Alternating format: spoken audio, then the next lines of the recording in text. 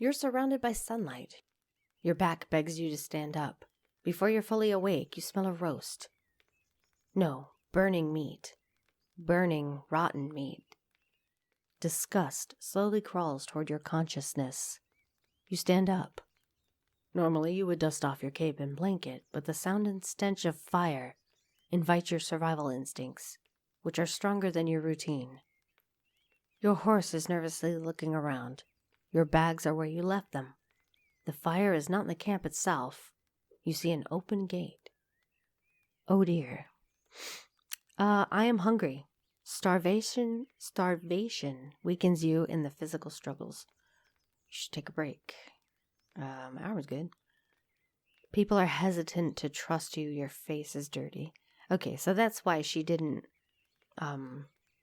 trust me to tell me what's going on.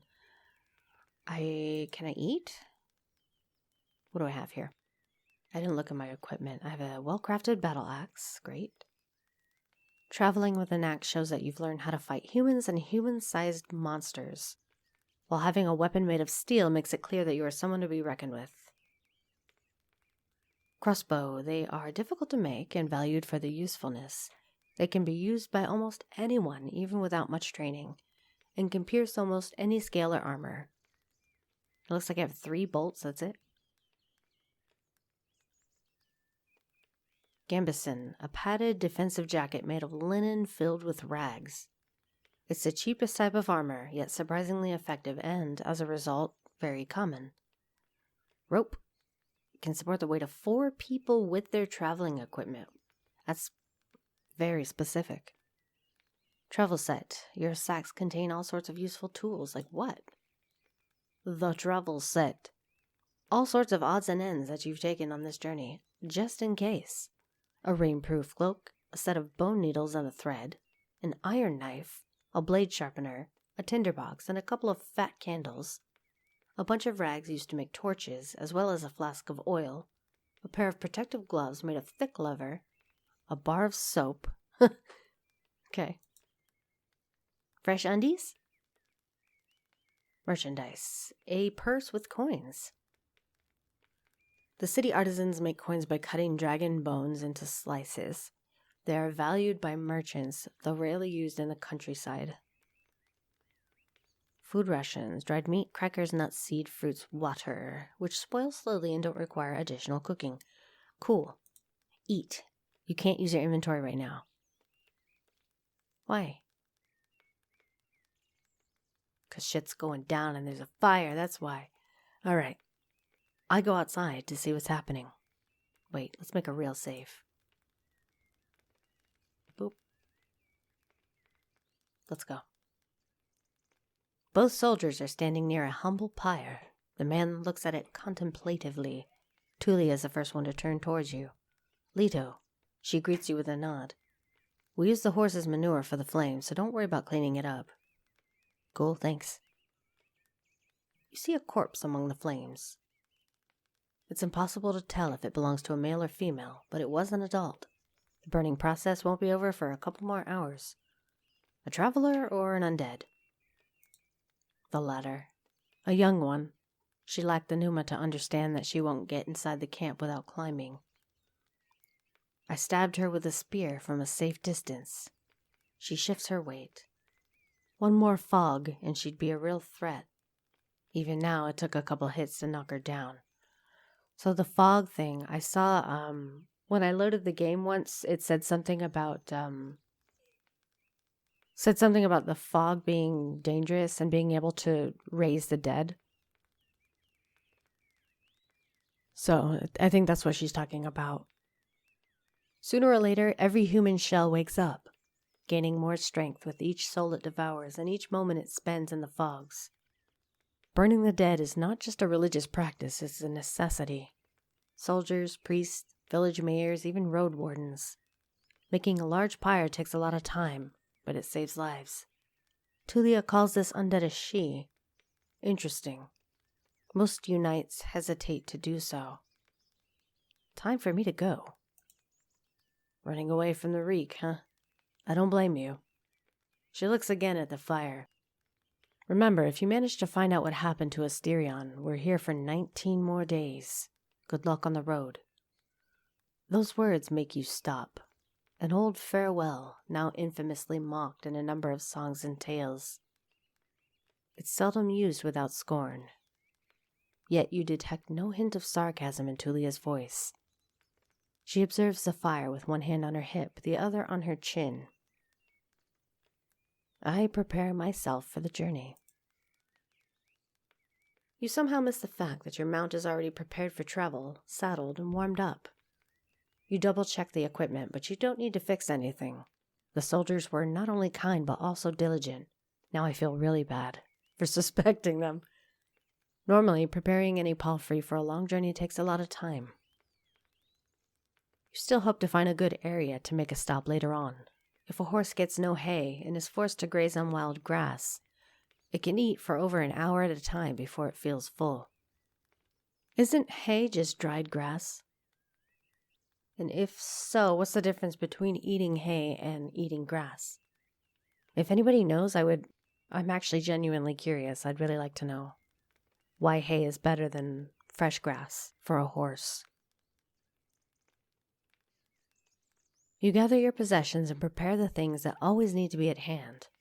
You put on your gambeson and make sure that your axe is safely attached to your belt. You sit in the saddle. The horse nickers, happy to travel with you.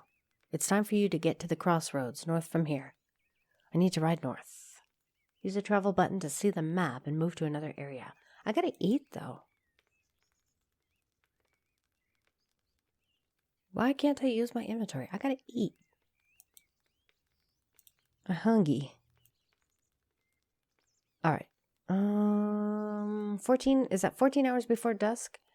Archive, let me look at this stuff. Oh boy, so it keeps everything. So if I forget something, which I often do, I can come back and look, see what somebody said. Journal, quests, explore the peninsula. Need to explore the peninsula as thoroughly as I can. I have to get to know the locals, find out how much of a profit can be made here, then bring the news to Hovlevan. I have to leave the peninsula on the 30th day of my journey or sooner. Okay. Bolded text. So very important. Soldiers have told me about a large village that repeatedly uses necromancy, even though it's forbidden by law and can be extremely dangerous. I should take a look and judge for myself. The village is somewhere among the bogs, by the northwestern road, not bugs. Find the Roadwarden. Before I became the Roadwarden of this peninsula, a man known as Asterion used to patrol these roads. If I manage to find out what happened to him and bring the news to Tulia from the southern camp, I'll receive his abandoned belongings. I have to return before the end of the 20th day of my journey. Quest: Humans, Asterion, the previous Roadwarden. He disappeared a couple of months ago, under unknown circumstances. The merchants would like to find out what happened to him. Short but broad-shouldered, red hair and beard, pale, wears mail, rides on a four-legged lizard. According to Tulia, he was a bit of a recluse, constantly on the move, looking for work. Since he disappeared before summer, he may already be dead. His kids live near Hovlevan. Clean Spear's Innkeep. A man in charge of the Clean Spear Inn. According to Tulia, he prefers to stick to business, doesn't like to waste time on jokes and empty gestures. Tulia. One of the last soldiers left in the peninsula. She is stationed at the military camp in the south. She plans to return to Hovlevan in the near future.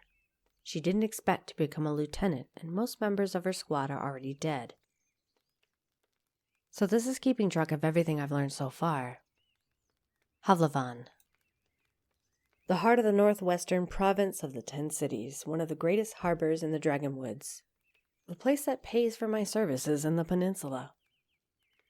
According to Tulia, Hovlevan chief selects commanders, the commanders select lieutenants, every lieutenant puts all of their soldiers in order of priority. If a lieutenant dies, they get replaced by the next soldier in line, right? Bestiary. Whoa. Oh my. Apes and monkeys, beast folk, corpse eaters. Hairless, scaleless creatures. Foxes and such. Dragons, dragonlings. Gargoyles, goblins, golems, griffins, howlers, hunt lords. Sounds buggy. Large cats, pebblers. Runners, saurians. I wish I had pictures. Spiders, treants, trolls, undead wolves. Cool. Very cool. Before I keep going, I just want to say that I really love this. This is very different. Very awesome. I haven't seen a game like this in a long time. And it looks like it's going to have a lot of replayability too. You can choose different routes. You can choose different class. You can choose to have a different attitude. So yeah, this is really neat. I like this. There's a lot of personalization in the way you can play this. Can I eat now? I still can't eat. All right. Looks like we have to travel maybe. Travel forward to continue your journey. Travel to Bekavon to end your adventure. All right. So this is all I have so far. Tulia's camp. You're currently here. Boop. Let's go north. It's still early in the morning, but even at a later hour, you wouldn't expect to meet any travelers in the valley. The warm summer breeze lures your mount forward, and it's happy to trot. You rarely pay attention to the noise of birds during daytime, but right now, even their singing strengthens the guise of serenity. After just a couple of minutes, you hear an annoying screeching ahead of you with hints of gurgling. It's high-pitched, spasmodic, clearly coming from multiple throats. You recognize the sound, and after getting a bit closer, your eyes confirm your suspicions. It's a group of four-legged griffins. Are there griffins with varying numbers of legs? They're larger than a fox, and merge features of birds and furred beasts. Each one of them has a different size, coat, and colors, and their temperaments are just as varied. Their fronts are covered with vivid feathers, while their rears have darker fur. Their wings are massive, making them impressive jumpers, but they're too heavy to fly. I should keep my distance and observe them for a while. The dice icon marks the actions that involve a random chance. Neat. You've encountered a family quarrel, or maybe a fight for dominance. About 24 beasts, 24, are in the middle of the road, yelling, brawling, and chasing each other around. You can't blindly enter the forest if these or other creatures chase after you. A thicket will be disastrous for a horse. There are reasons why travelers stay as close to the main roads as possible, and why adventurers move in groups. Usually the safest approach would be to stay where you are and just wait for the pack to get hungry. It may, however, take up to a couple of hours. You're thinking about your conversation with Tulia. You don't have that much time to find Asterion. Force. Use violence or a direct threat. If you have any vitality points, you can use the warrior's training to access unique interactions. I take my axe and hurry the horse. If we ride fast enough, we should be fine. I should stay here. Better safe than sorry. My survival means more than finding some random dude. While you're observing the griffins from a safe distance, you allow your horse to graze for a bit. Occasionally, you see other smaller animals, but you spend your time undisturbed. After about an hour and a half waiting, two of the larger beasts engage in what looks to you like savage combat, but results in merely knocking one of them down. The defeated griffin stands up, completely unharmed, bashfully cleaning its feathers, while the champion proudly walks away, followed by the other members of its pack. They disappear among the trees. I'm ready to move forward. We're going to save our strength. What's this? Force. Oh yeah. Can I look at this? Okay. Probably only when I have that option it's going to show me.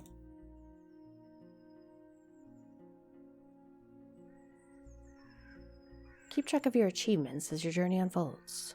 My name is Leto. I used to be a fighter. The road splits. According to what the soldiers have told you, you may find a safe inn by turning left. The forest to the right is lush and the trail overgrown. Kids used to have this song. How did it go? The harshest pathway leads to the dragon's lair. Those who search for treasure, do you truly dare? The signpost in front of you doesn't make your situation much clearer. It was put here by someone who can't write, for folks who can't read. Covered in old red paint, it points east. Blood there, as people say. Danger to be found. There's not a soul to ask for guidance. I look at my horse. Hey buddy, which way should we go? What's its name? Soda. Sodal. My horse's name, always and forever, is Grover. Grover is peaceful as you stroke his mane. Maybe it can help you choose a path, but you've spent many years together. It cheerfully nickers and takes a couple of steps, as if it's more than happy to continue, as long as you don't try to charge a troll. Time to make a turn. Travel. Can I eat yet? Eat a food ration to increase your nourishment level by 2. I only have 1, though. I'm about to hit an inn, I hope. Let me wait and see if I can get food at the inn.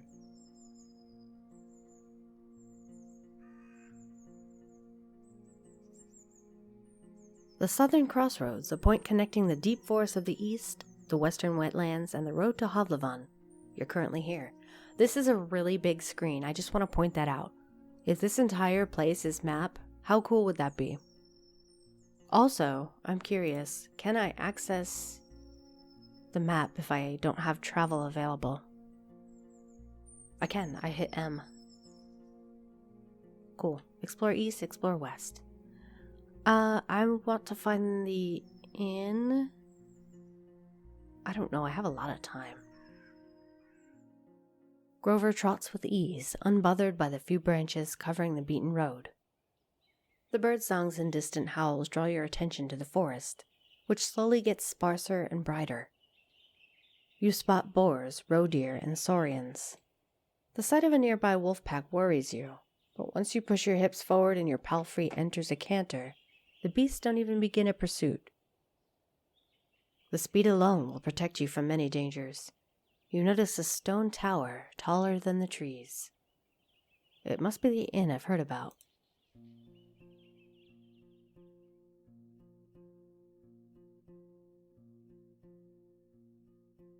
Inns like this one fit the regions traveled by merchants, but you wouldn't expect a place of this size in a forsaken peninsula. The stone and lumber must have been transported from far away, and the workers, guarded by expensive mercenaries, surely lived for many seasons in a primitive hamlet, living on salted supplies. There are seemingly no cracks in the wall, and the building was whitewashed only a few years back. The road is wide and beaten. Dozens of souls could hide, if not in the buildings, then at least in the yard. The expenses and labor put into this fortress were worth many trading ships. 3 armed people are on the ramparts, though you only see what's above their waistline, and you think you notice a glimpse of a smile. They were gambesons, each one of them dyed differently, yellow, green, and linen gray. I approached the gate. A woman in yellow armor leans forward. She has long curly red hair, disorderly pointing in every possible direction. This combination of colors doesn't work at all. In the woods, one would have to shout to draw this much attention. She can't help the color of her hair. There's still a fair distance between the two of you, but she speaks loudly. I hadn't seen a horse for years now. I just said that it's weird to see such a large jackass, huh? Her voice is young and strong, with an accent that reminds you of the villages spread around Hovlevan. You understand her without issues, but no jackass would wear a saddle, I'd say. She exchanges a few words with a male guard wearing green, giving you time to move closer. Well, this one here says there really are donkey saddles. Say, traveler, how hard is it to ride a horse? It's easy to learn the basics, but it's tiring. You train different muscles than in combat. That's distance. Okay, friendly is... How about you give it a try? Playful? You wouldn't believe it. The lessons were a pain. Intimidating? I don't answer her. It's an inn, isn't it? Open the gate. Damn. Quite hard, honestly. Some days are still rough on me. Boo. Alright, we are... I don't want to let her ride my horse. We're gonna do my normal, real life, everyday attitude. It's easy to learn the basics, but it's tiring. You train different muscles than in combat. I'm very matter of fact. You don't say. She gestures for the other soldier to take care of the gate. What sort of muscles? You climb down, staying concise and to the point. You point at your back, hips and thighs, then speak about the training routine that a rider follows to stay in a saddle for more than 2 days. As you enter the yard, can a horse go for 2 days straight? Or maybe switching horses or something? I don't know. Seems like a long time for a horse to be awake and still functional. As you enter the yard, the woman also uses a ladder to get off the wall, then leads you under the roof where your palfrey can rest, tethered with a cord to a wooden post near some old hay. Once you're ready, go inside, speak with our boss, she says with a shadow of a smile. He has time. There aren't any travelers around. The other guards take care of various chores. Chores. They speak at your mount every now and then as they're splitting firewood. Speak. Wow. They peek at your mount every now and then as they're splitting firewood, cleaning their clothes, weeding the garden patches, and moving chairs. 2 of them are making a rope. You head toward the entrance, hearing a piercing scream of a boar from the other side of the yard. Sorry, buddy. I open the door. New shelter unlocked. I love this. This looks very cozy. Only some of the windows are open, revealing the dust dancing in the sunbeams. The air is a bit stuffy. A muscular man is sweeping the floor near the stairs. But after he glances at you, he leans the broom against the wall and heads behind the counter. You're lucky to show up. His voice is deep and soft, with a city-like accent. He observes you with keen attention, yet avoids your eyes. Sounds like me. I've a keg of decent ale, wormwood, bog myrtle, juniper berries, cat's foot. He carefully fills a mug and puts it on the countertop. It's going to spoil soon, today maybe, and we don't drink here before the even. I hate to see the good stuff going to waste.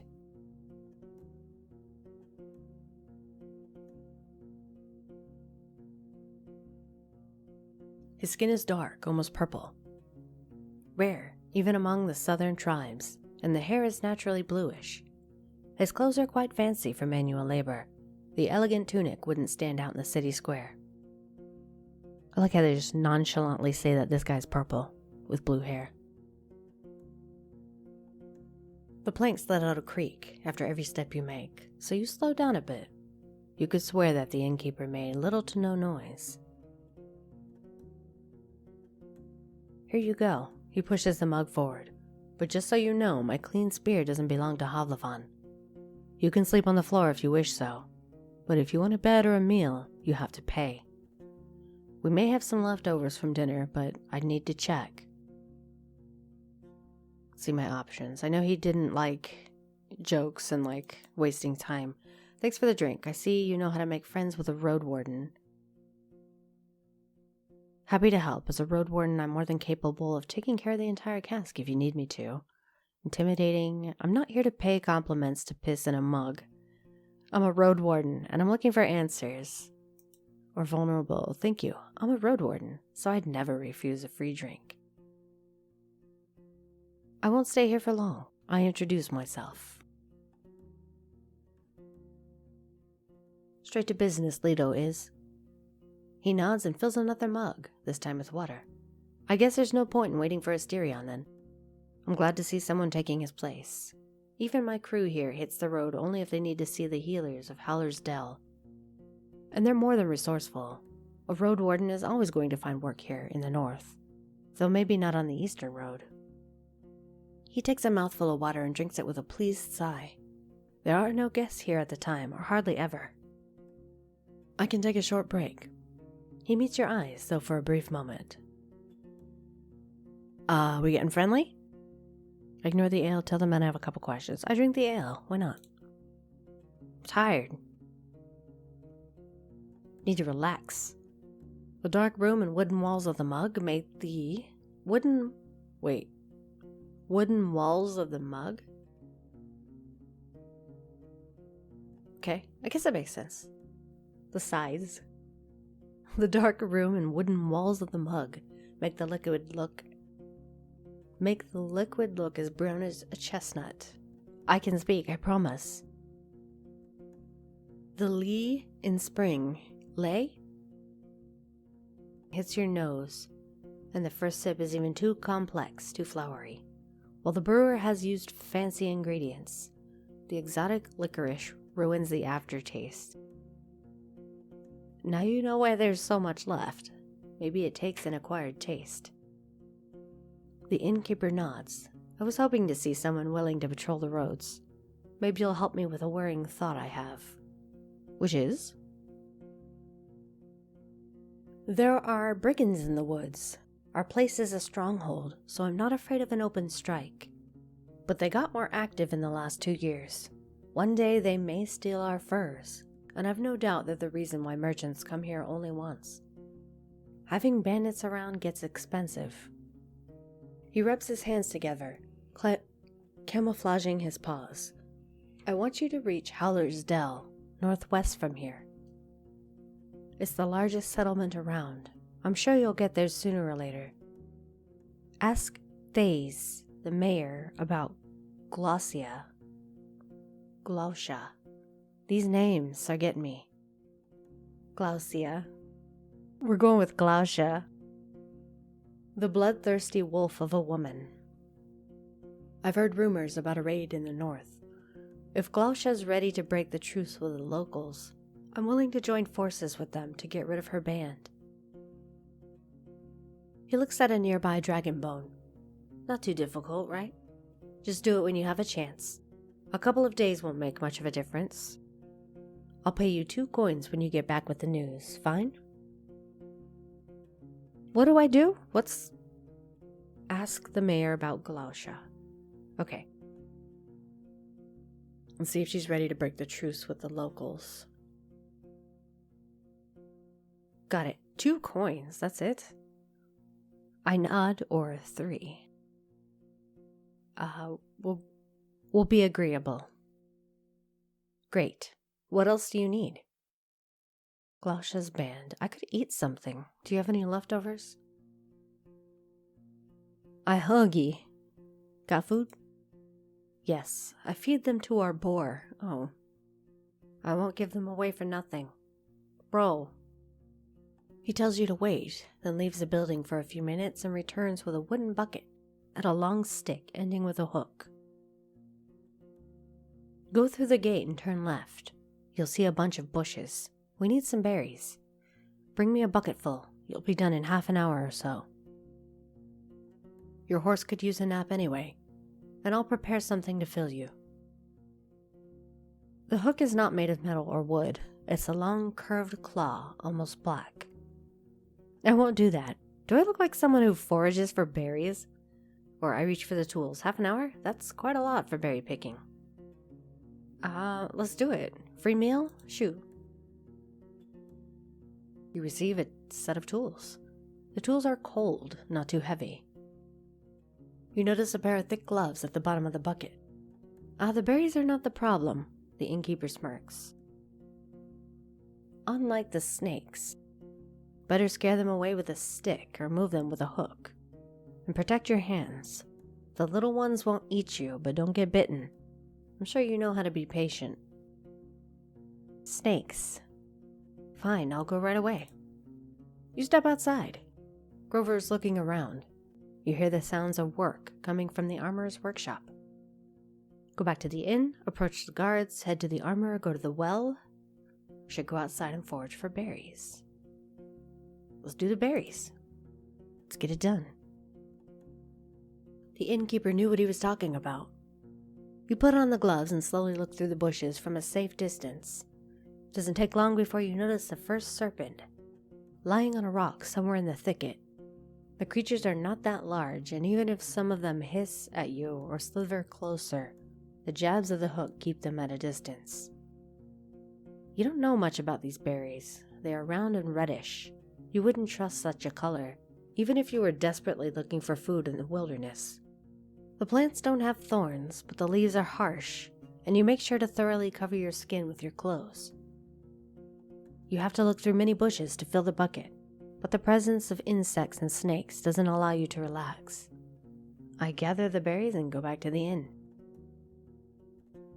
You've returned to the courtyard. 2 of the guards are participating in a friendly skirmish. The wrestling is accompanied by a crowd. I go back to the inn. Only some of the windows are open, right? Diving a small pile of dragon bone. Diving? So, you again, he greets you. Need anything? Brought you those berries.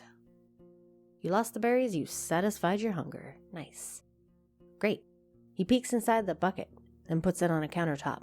I've got cabbage stew with a few goose chunks for you. Yum. I'd serve it even to merchants if there were any around. The meal is warm and tastes filling. It's well seasoned and not overcooked. And like I've said, I rarely have food to spare, but feel free to ask if you ever stop by. You may be lucky, and I've been cooking my whole life. Thanks. And how did that old hook of mine work out for you? I see you still have your hands.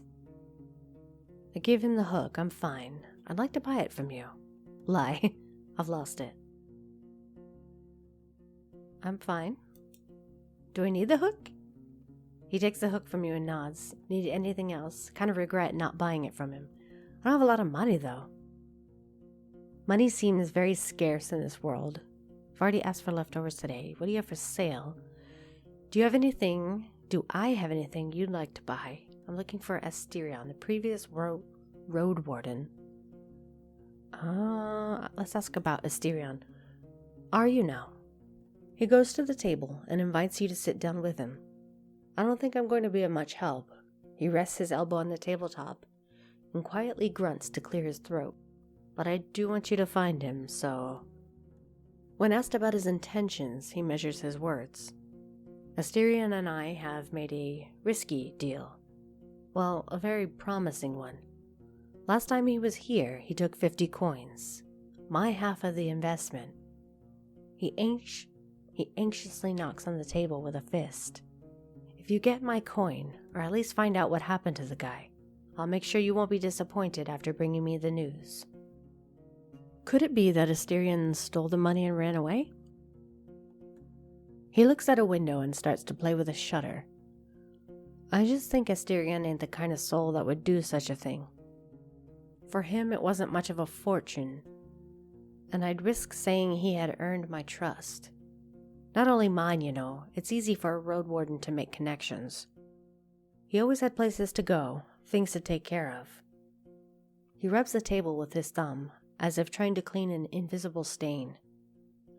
I've asked travelers. I've sent a couple of my pals to find him. No real news. I know he stayed in White Marshes for a day and was meant to do something for the people there. It's a village in the northwest. Just stay on the main road until you reach the bogs, then enter them. You may get there before dusk. So, let me know once you find anything, and we may yet return to this whole investment thing. I'll think about it. He nods. What else do you need?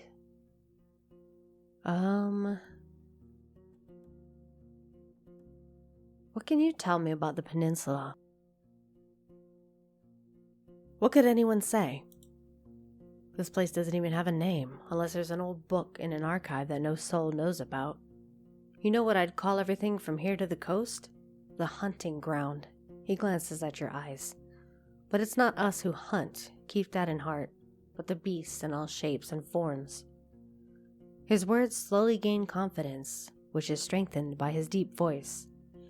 I've lived in this inn for over 10 years now, and I've only seen a couple of roads, a couple of places. It's just, once you get here and you see how harsh it is to hit the road, you have only more reasons to stay at the warm stove behind a wall. Even if it's suffocating. He looks towards the windows. I'm sure you've heard a lot already, that the people don't build hamlets anymore. There are no more goats from the south, and the traders stay for only a few days. All of our iron is used for cauldrons, not swords or tools. What will I find traveling west?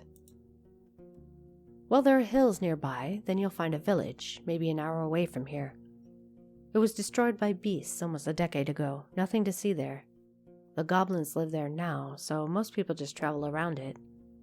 And they say it's haunted, but who knows, who cares? He crosses his arms and starts to sway back and forth, gathering his thoughts. You'll get to a large tree on the edge of the swamp. For the locals, it's sacred. You're not used to hearing someone mentioning pagans as if there's nothing unusual about them. There's not. There's a small path south, which leads to an old mine in the mountains, nothing to find there.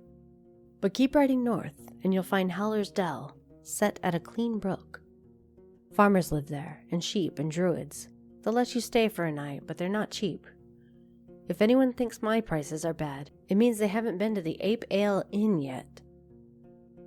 He lets out a gentle smile. I nod. I know only a bit about the next settlement, Old Pagos.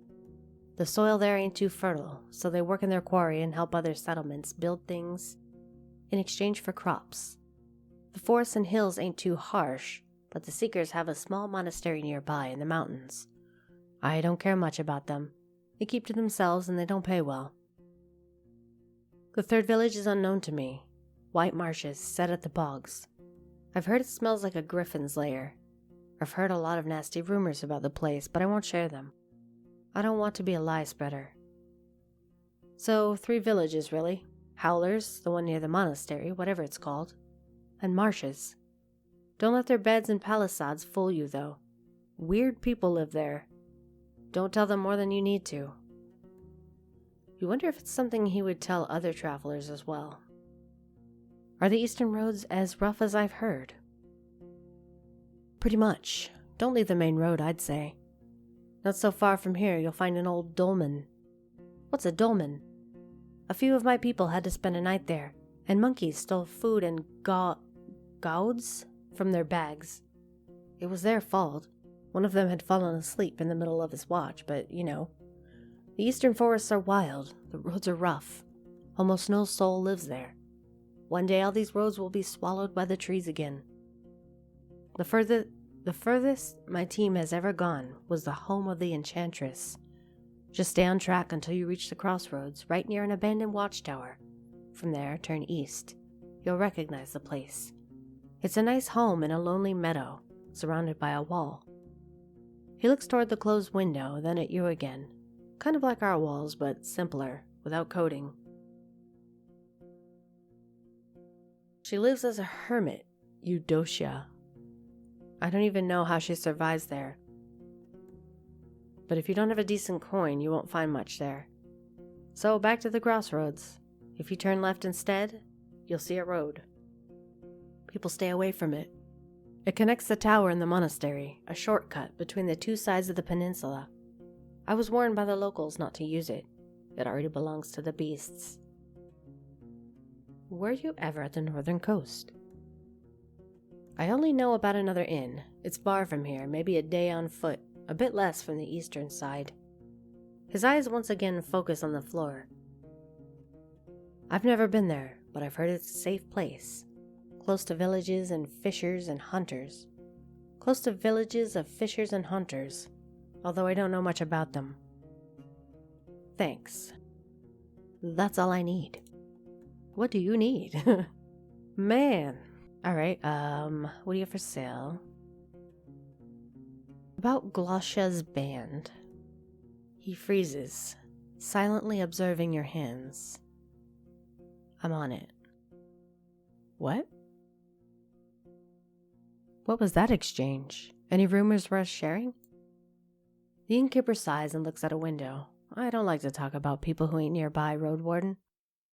Do you think about someone specific? He's not a gossip, I like that. Tell me about? Oh, geez.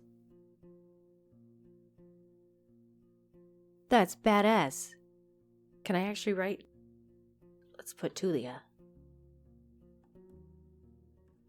I haven't seen Tulia in quite some time. Wow. Okay, so my guess is anything that's in highlighted text can later be typed to be asked about or referenced in some way. This game is a lot more complex than I expected it to be. I haven't seen Tulia in quite some time. Since her squad vanished in the fog, she's been careful.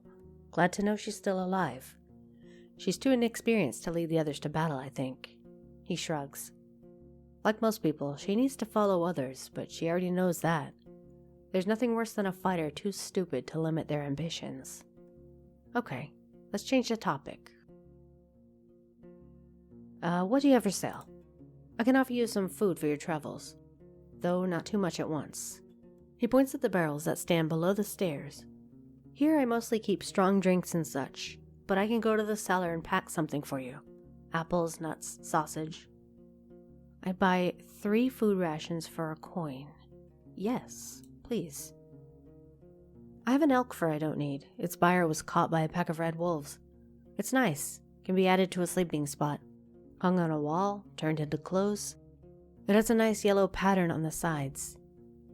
On the head, it's dark brown, and it gets paler on the back. His eyes are focused. I'm going to sell it for 17 coins. You'll get more for it on the northern road. Can't afford it. Not interested. I am broke. Sorry. Don't have any blades or armor to spare, but if you pay well, you can take one of our crossbows and a bunch of quarrels. A yew bow, wool cords, and the trigger needs just a little bit of oil. It's as good as you can get without soaking it in magic. Takes a bit of muscle to draw, but even a 16-year-old could handle it. He picks up a quarrel from the top of the stove, points at you with it, then sits down on a stool next to the fire. Won't lie to you, Roadwarden. You can get one like this in Havlavon for a better price. But we're not in Havlavon. He smiles. In my spear, it's worth at least 30 coins. Damn. Though I could give a discount to a helpful ally. I already have a crossbow. I shake my head. Come back in the future. I may have something new that'll be willing to part with.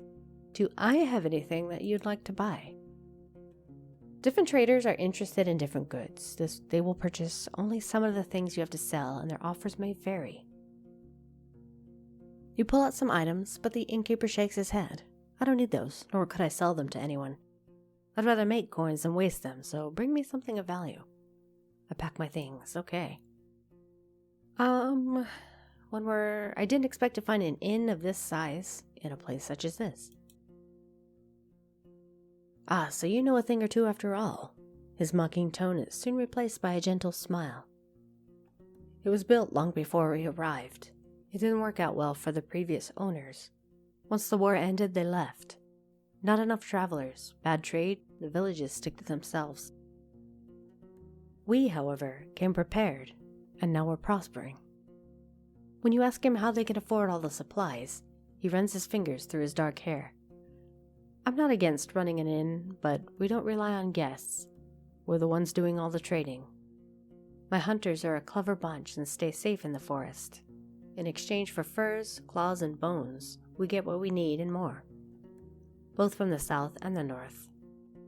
He pokes the wood in the stove. We have a good life here. We spent a whole lot on armors, crossbows, lumber, spears, but in another 10, maybe 20 years, we'll have enough savings to move to Havlavon and not work for another day of our lives. We take risks, but smartly. The team is stronger than ever, and I have big plans for us. Awesome. I love that. Surprising to find a purple-skinned man so far in the north. We're not going to say that. Is there a good story behind the inn's name? I return to my other questions. Glacier's band, rumors we're sharing, that is all I need. Bye. You step outside. Rover is lazily looking around. You hear the sounds of work coming from the armorer's workshop. Alright, let's drop a save.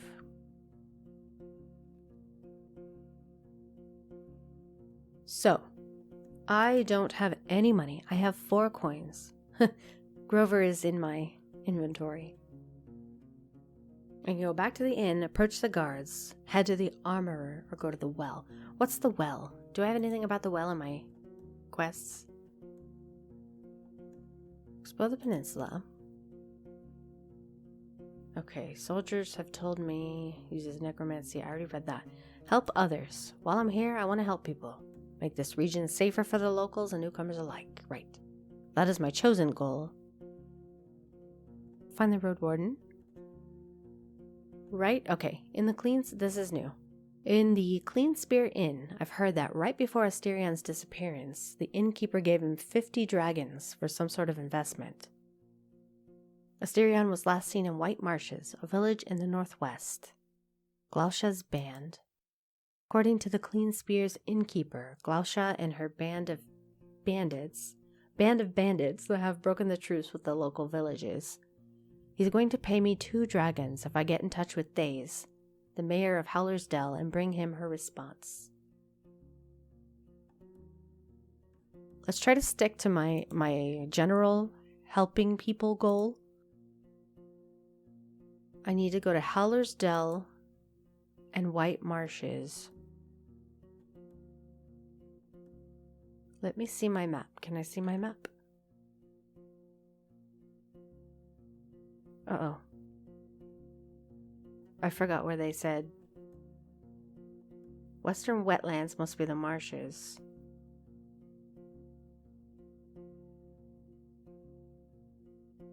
If I know where these places are.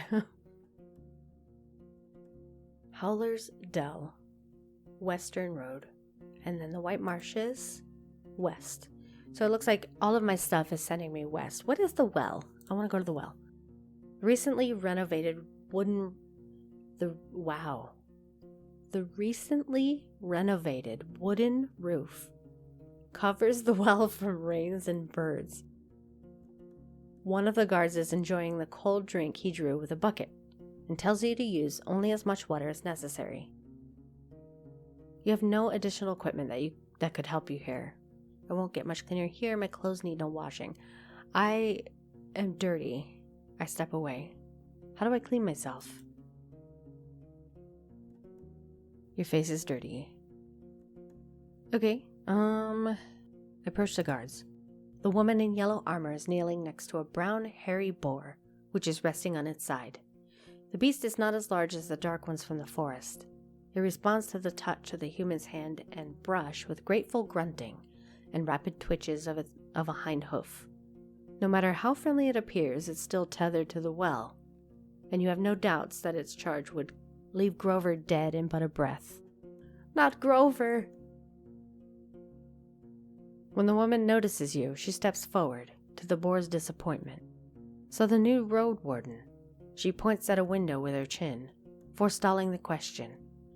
We don't need anything now, but when we travel with our furs, we can use some assistance.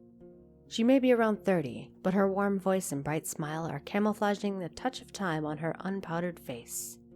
Like many red-haired people with freckles, her skin is unhealthily pale.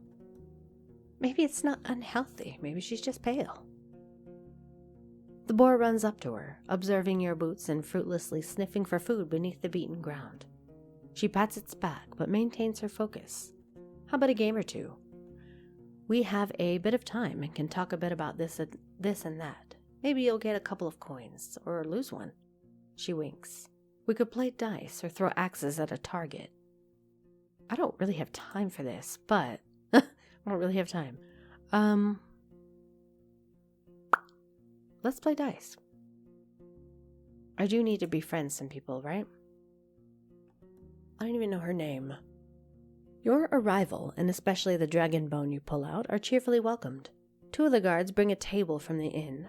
Another one prepares a couple of stools and chairs. There are also spectators, and you're told that the other hunters are either sleeping or have duty on the tower. Remember, no magic, says one of the players. His face is deadly serious. The game is new to you, but in no way baffling. 4 people can play at once.